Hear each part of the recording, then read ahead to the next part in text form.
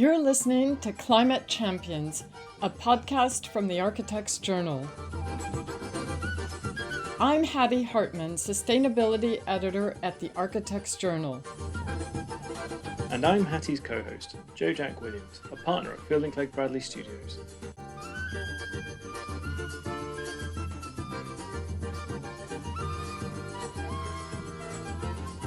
I think it is important for us all to gain a bit more intuition as to the things that impact on embodied carbon. So if we start to hear about a high temperature process, that should give us an indication that there's going to be high emissions associated, because that will generally mean fossil fuels. To use the analogy with the chef, as designers we need to understand far more about where our materials, our ingredients come from. Brick is no different. Our guest today is David Watson, a technical director at Structural Engineers AKTII, where he co-leads on all matters related to climate action. David has a particular focus on adaptive reuse, material efficiency, i.e. use less, material innovation, and production systems. He is the author of a fantastic chapter on brick in our materials book, Everything You Ever Wanted to Know About Bricks and More. Over the years, David has taught at a number of universities in the UK, Ireland, Sweden, and America.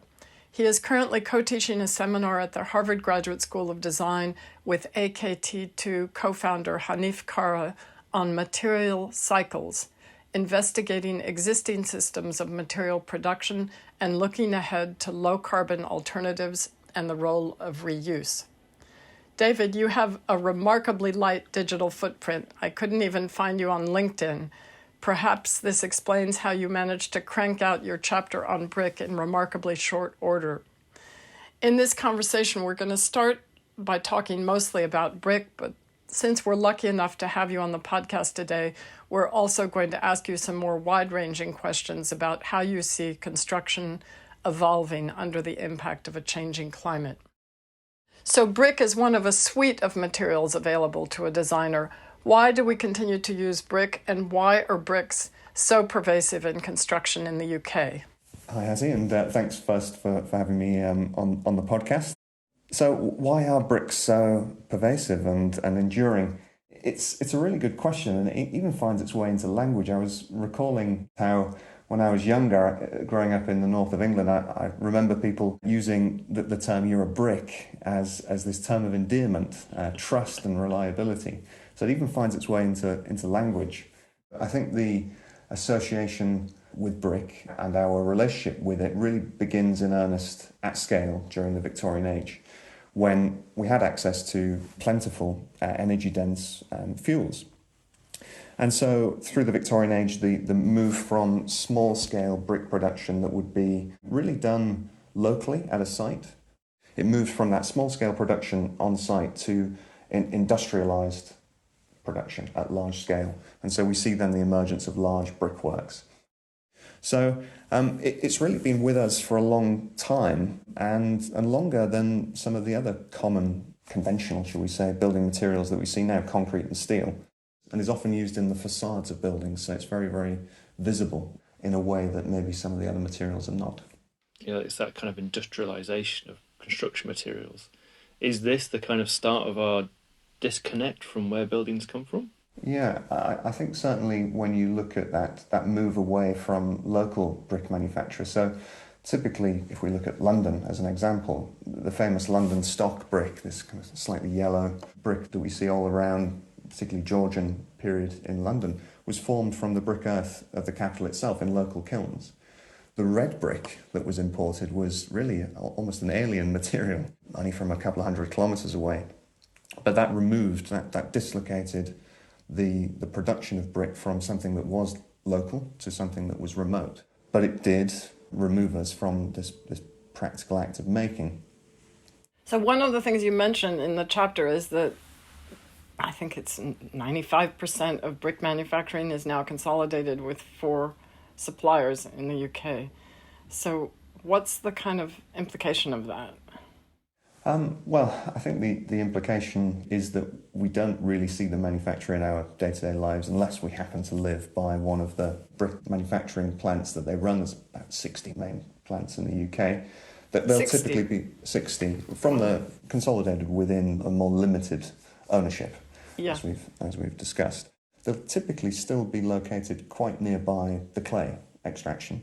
But yeah, the consolidation is really indicative of a lot of industrial production in that you can then make the investment to increase efficiency.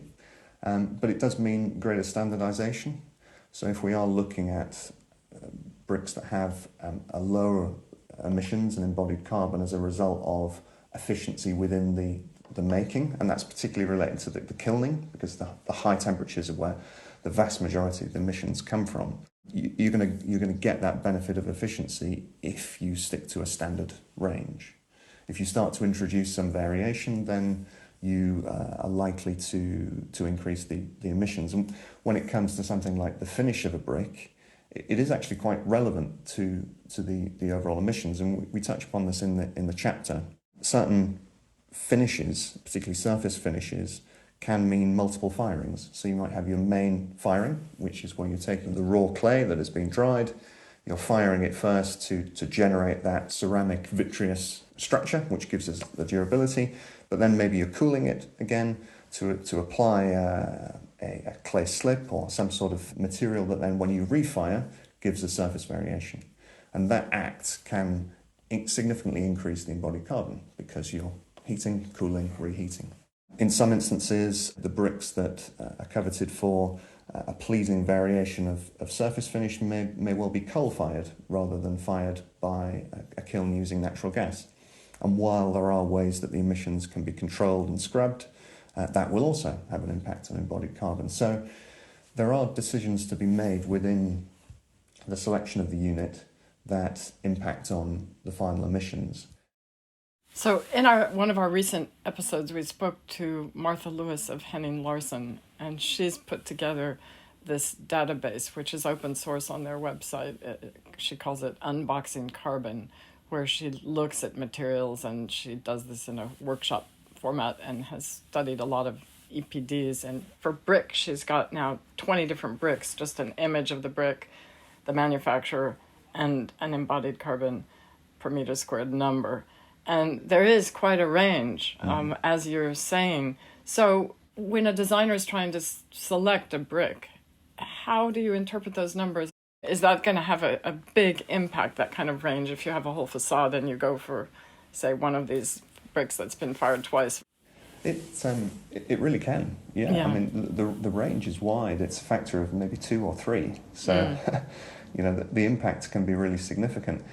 It's difficult to be really precise in the prediction of what the emissions will be. There are some principles, though, and I think it is important for us all to gain a bit more intuition as to the things that impact on embodied carbon and emissions. So if we start to hear about a high temperature process, that should give us an indication that there's going to be high emissions associated, because that will generally mean fossil fuels. But also, if we understand that there are these processes whereby we have to heat, cool, reheat, we can start to gain this intuition as to what might be a higher embodied carbon, what might not be so high.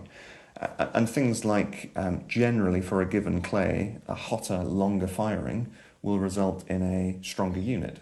So there is a somewhat of a correlation between something like strength, durability, and embodied carbon.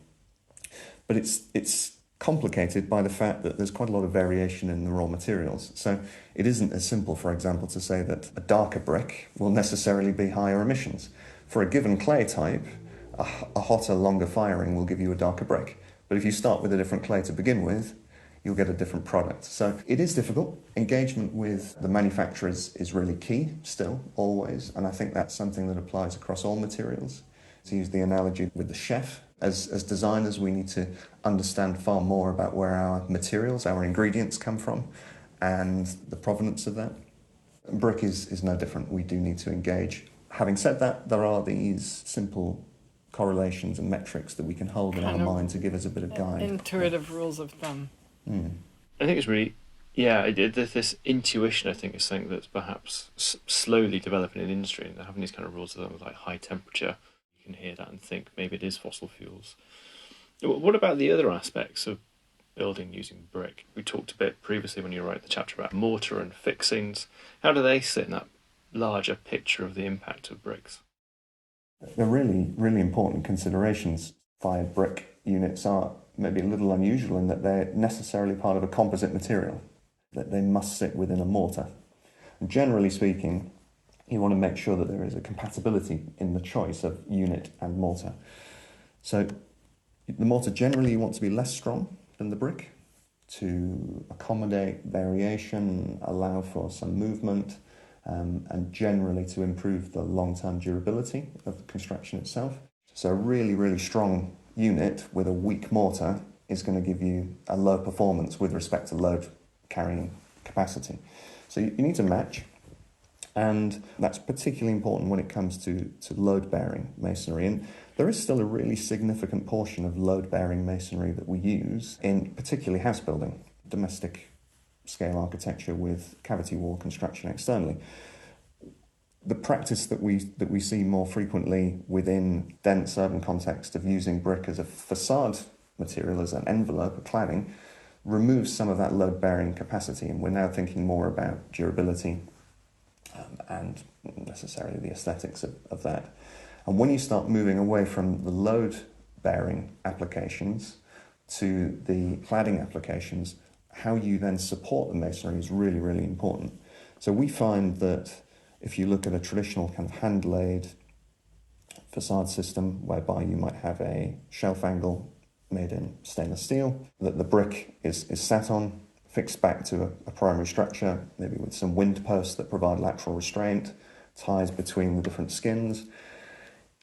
There's going to be as much embodied carbon in that support structure as there is in the brick and the mortar combined.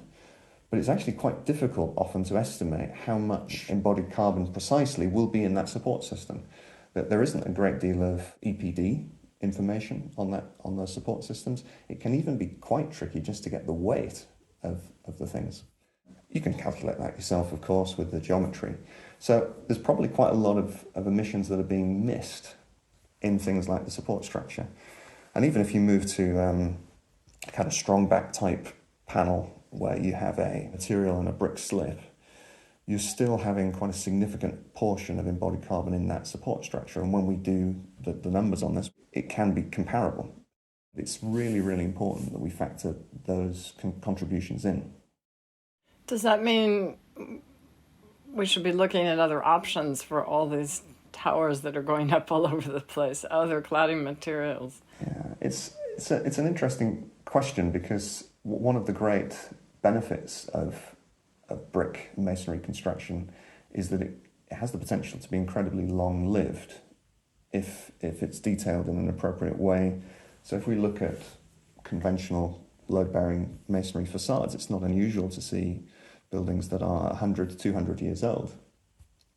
Joe will know from recent project work with Field and Clegg at Shrewsbury that we have a building there that is 250, moving into its third century, and it still has its, to a large extent, its original masonry facade. So they can be really, really long-lived. And when it comes to the embodied carbon associated with fired clay bricks, you really do need to look for that longevity. Because on a like-for-like comparison, if we take something very simple, I'm a structural engineer, so I'm interested in strength and stiffness when it comes to our structural designs. If you take the embodied carbon of a masonry construction using fired clay bricks and compare it on a unit stiffness or a unit strength basis to the other common materials, concrete, steel, timber, it doesn't compare particularly well, but it has this possibility to do more than one function. And it has this possibility to be incredibly long-lived. So we do need to aim for that. Whether we should be looking at alternatives, yes, we should always be looking for alternatives. We should always be looking for opportunities to improve and reduce impact. But I don't think we necessarily need to write off brick as fired clay brick as a material without any benefit or potential for the future. I think longevity is fantastic. I'm sitting at a Victorian terrace now, and it's still here, which is a testament. What is it that makes What should the designer look for to make sure that their brick can last 150 years, 200 years, or coming into its third century as at Shrewsbury Flax Mill? Yeah, the key thing with, and this actually applies to all construction materials, is we need to give the right level of protection within the detailing. There's an appropriate way of using materials and a non-appropriate way. It got me thinking that actually if you put steel in the wrong environment and you don't protect it, it becomes pretty soft pretty quickly. So when it comes to brick, it's no different. And really protecting it from water and then from the potential for freeze-thaw action. And the expansion of frozen water can cause the face of bricks to spall and delaminate. It's about protecting from moisture, and it's the old adage, good hat, good boots. Right? So keep the masonry out of contact with water from the ground and, as far as possible, rainwater. So there's guidance out there that will, depending on your exposure, where you are in the country, this applies in the UK, but equally overseas and elsewhere, where you are, there'll be a recommendation of the minimum resistance for that brick. We choose the appropriate brick, and then we detail in a way to throw that water away from the facade. So you look at traditional detailing, and there will be large overhangs, there will be drips, sills, and we do still need to provide those things. And when we look around to modern uses of masonry, often the most successful are those that you don't necessarily copy directly, but use those principles from historic construction. So what about the application we've talked about in cladding, but what about in volume house building, low-rise volume house building? What alternatives do you see there, or do you think brick will retain the dominance that it's had so far? I think it probably will retain a certain amount of market share for reasons that we've touched upon already, to do with perception and durability, nostalgia, durability, proven track record, and so on. We don't necessarily have to stay with a fired clay brick, and actually if you move around, if we look at the UK as an example, if we move around the UK, we will find regions where brick is certainly dominant in the domestic architecture, but there are regions where we will see stone that is used because there wasn't the resource of clay that was needed for the fired bricks. And if we actually look at modern house building in the UK, if we move to Scotland, the load-bearing masonry that is dominant within England is replaced with more timber framing to reflect local availability, but also, should we say, the comfort that people have in that form of construction. I think we will continue to see a demand for load-bearing masonry within domestic architecture for sure, but as I say, there are things that can be done, and we'll no doubt touch upon options for reducing the emissions associated with a brick unit.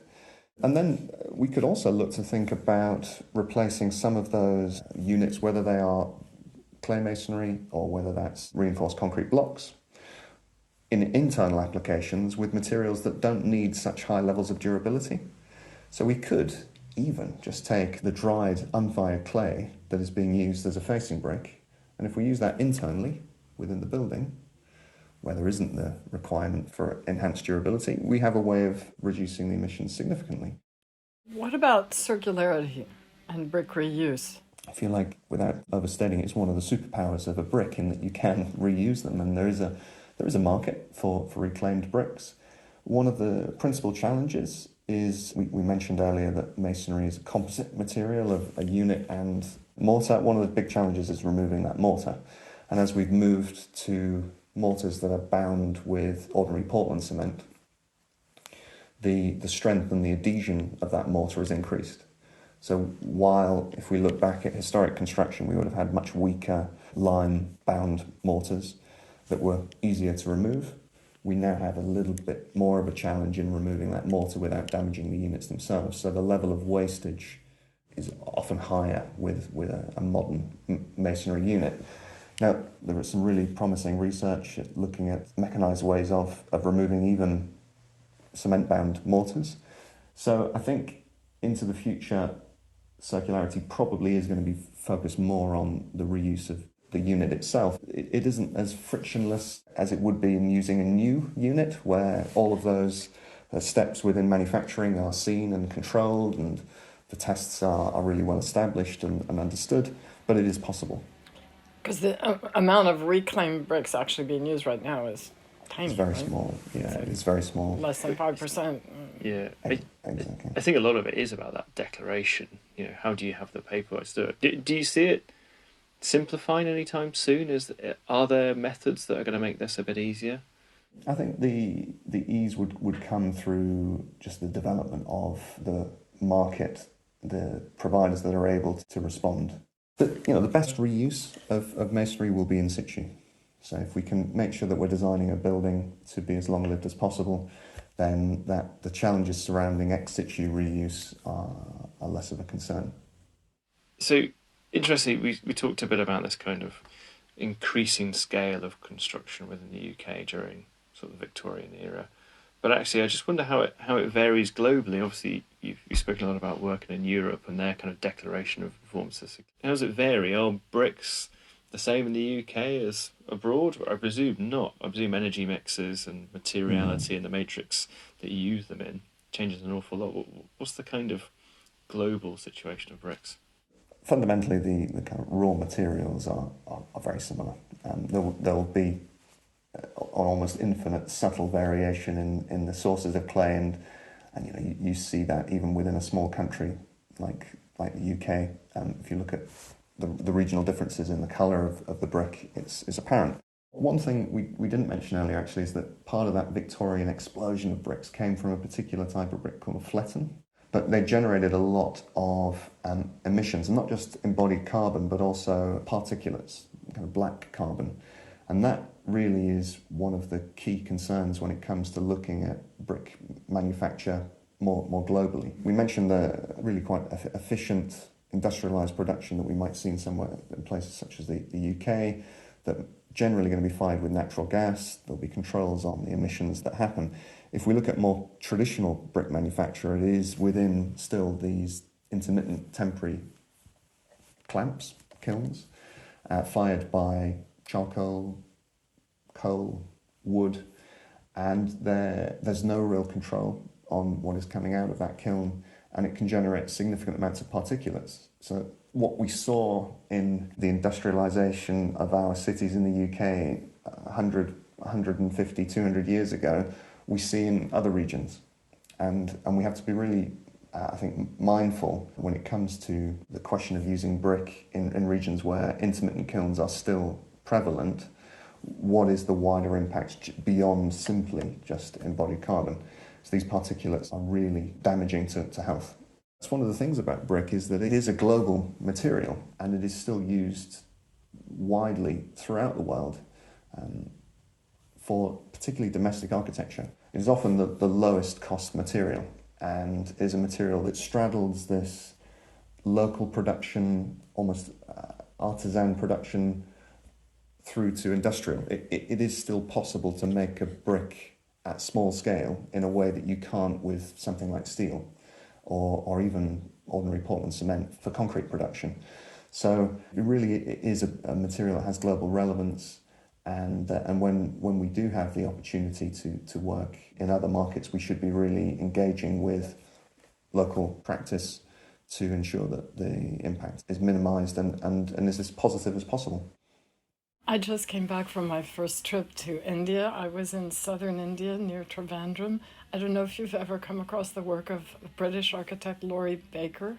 Very prolific and studied a lot vernacular architecture and use of brick in southern India. And he did these incredible buildings, a lot of perforated brick screens. It's one of the joys of brick architecture, isn't it? It's almost infinite. The possibility of such a simple unit, almost a letter within a whole language, or a series of letters within a language. The variation is just incredible for something It's a very so simple. democratic material, as you're saying. The setup costs to make a brick are comparatively low. You don't need special things to handle it. It's lightweight. You can pick up a couple at a time quite easily. So it's a very simple material. That leads to my next question. So, related, how do you see the future for making blocks out of excavated site material? Do you see that gaining momentum? I think so. I mean, I really think we're at a point where there's such a renewed interest in construction materials more widely, but specifically when it comes to something like a brick or a block. The fact, as you touched upon, Joe, that it is a very democratic construction product that you can make with reasonably low setup costs means that there's quite a lot of potential for invention. And so when it comes to a clay-fired brick, the routes that are being investigated with respect to reducing the embodied carbon probably remain at the industrial scale, to do with fuel switching and maybe eventually hydrogen firing, green hydrogen firing, with all of the challenges that that brings. But for us, really interesting area is more in alternative binders and the use of, when we talk about circularity, the use of construction and demolition waste. And I say waste, but really we should be thinking of them as products or feedstocks. And we've been working on a number of projects with like-minded designers and material specialists to develop bricks using waste materials bound with conventional materials such as lime, which work very well, but still have challenges with respect to emissions, because we're still effectively burning limestone. So lime is one avenue that we've been looking at, but we're also really excited to be working for a number of years now with researchers at Imperial College who are spinning out into the Ceratec company. And people might associate Ceratec with concrete products, but one of the other materials that comes out of the process they've developed is magnesium carbonate. The process that they've developed at Ceratec presents this magnesium carbonate in a form that allows it to be used as a binder without high input of energy and curing at ambient temperatures. And we don't then also have the emissions associated with high temperature firing, because it isn't a ceramic route, it's a mineral-bound route. And the really, really big positive of this material is that it's a form of mineral sequestration. So the process itself uses carbon dioxide as a feedstock. And so we could potentially have a future where the bricks that we see in our buildings are a form of sequestered CO2, a non-living way of capturing that CO2. So equivalent of a forest, but in mineral form. There's an elegance there, isn't there, that construction's been emitting carbon for years, but by building more, we might be able to help.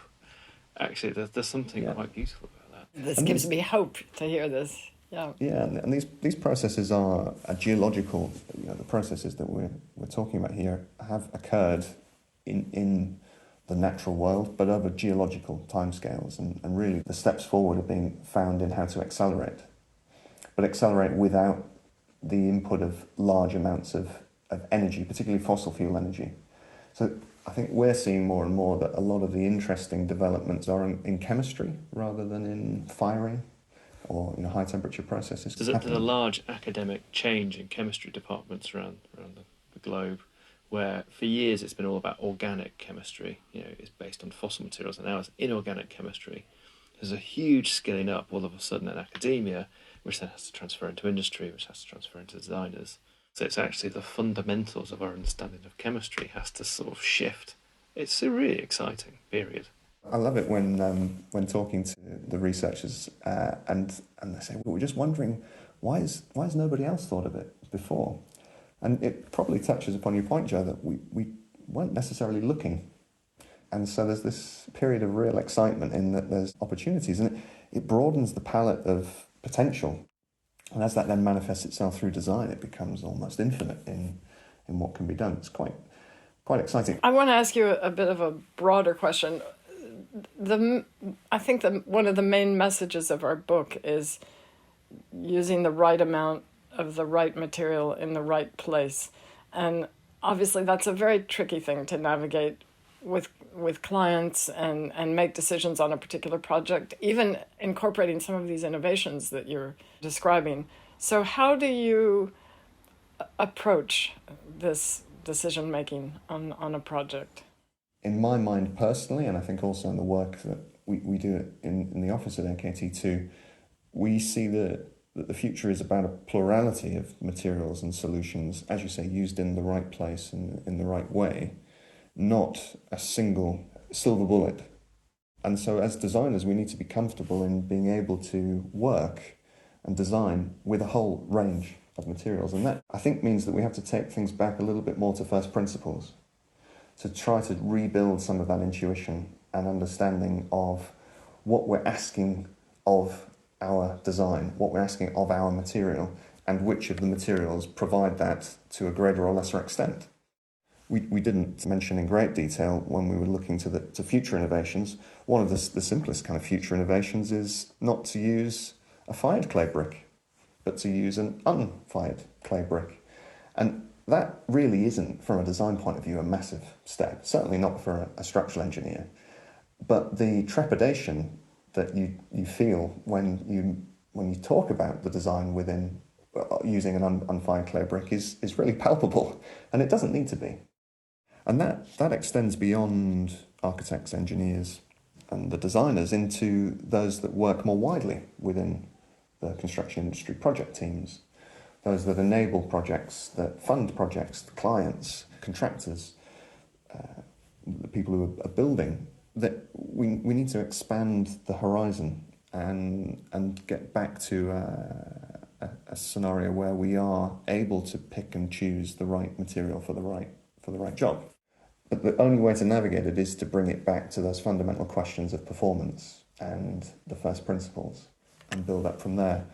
And look for lower risk applications to begin with. Look for projects where the risk can be shared amongst all of those that are involved.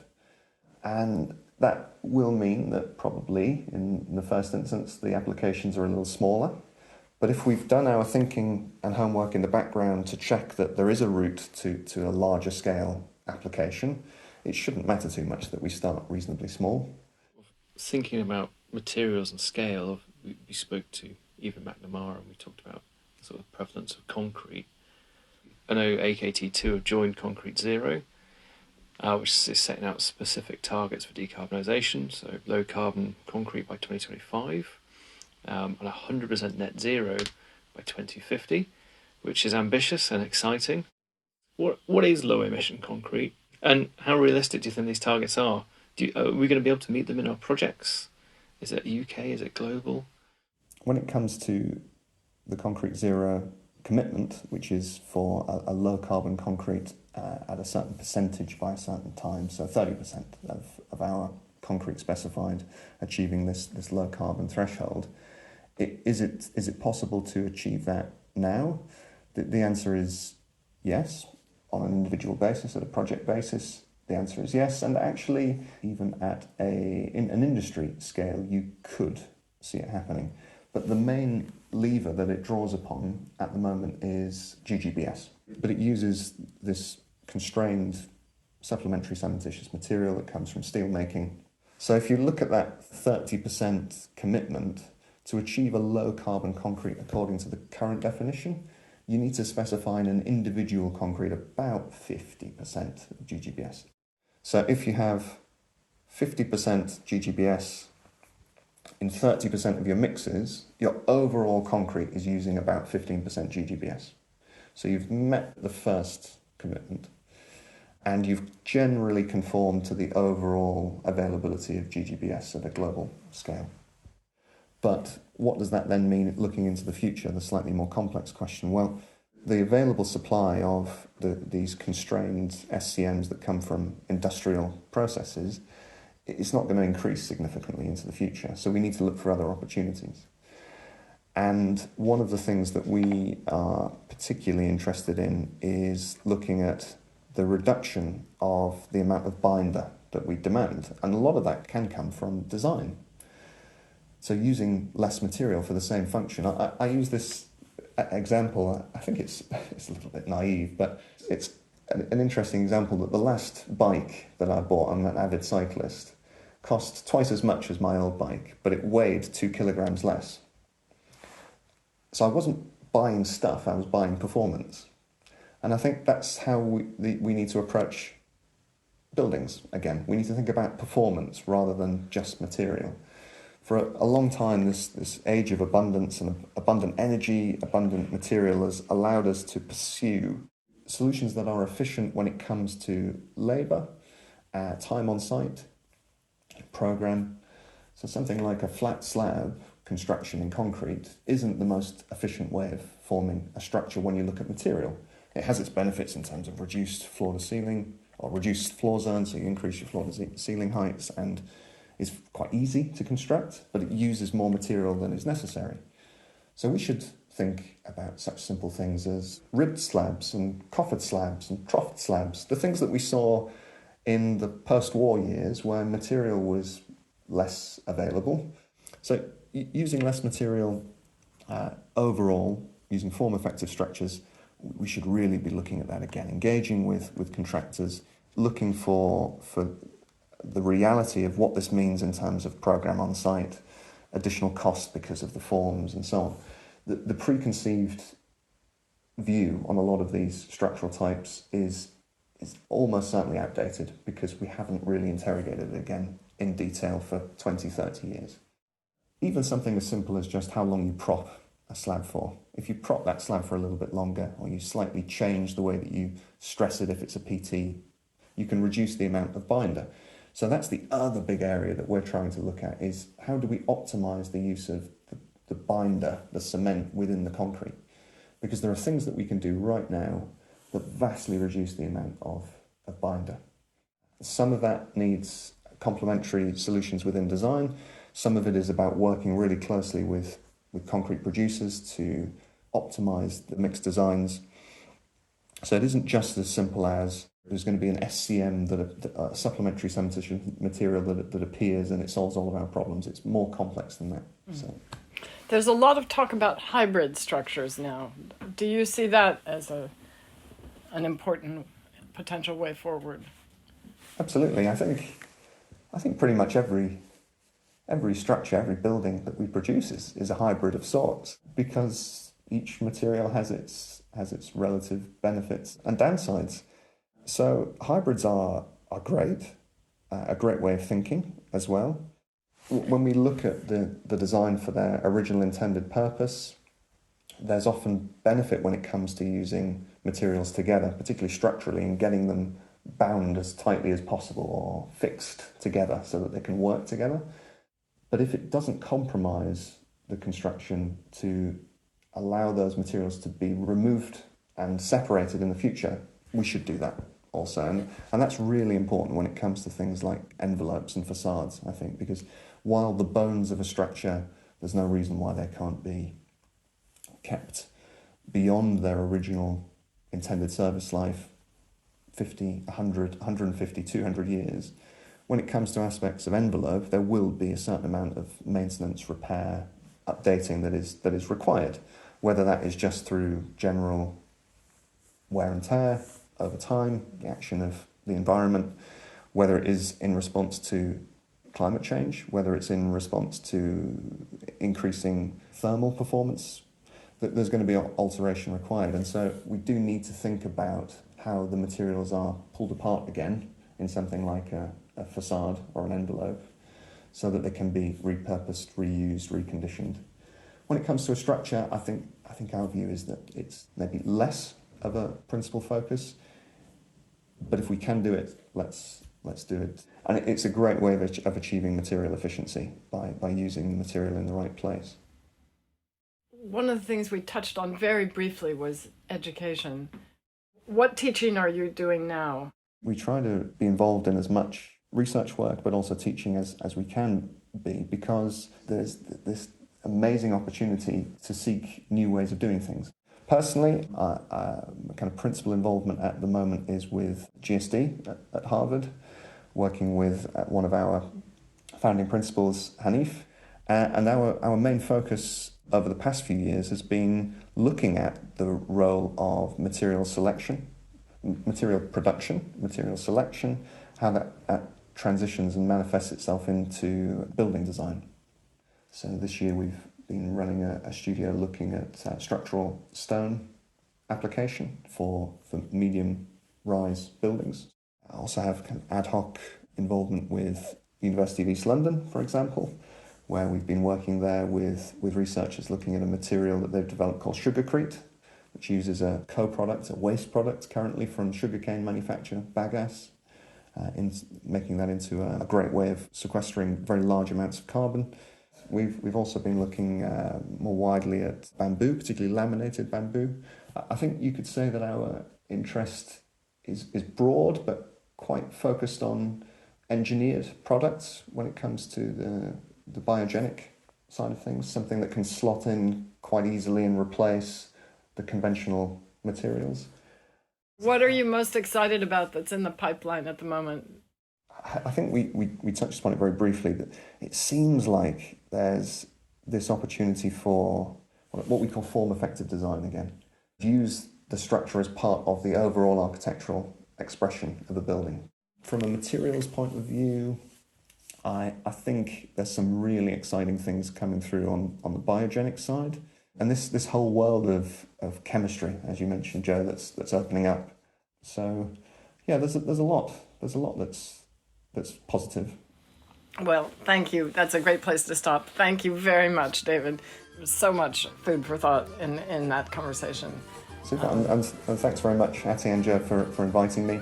I'm sure that we'll be able to provide some contact details in the show information, and if anybody does want to reach out and discuss anything that we've touched upon or more widely, then always happy to do that. I suspect you'll have a busy inbox.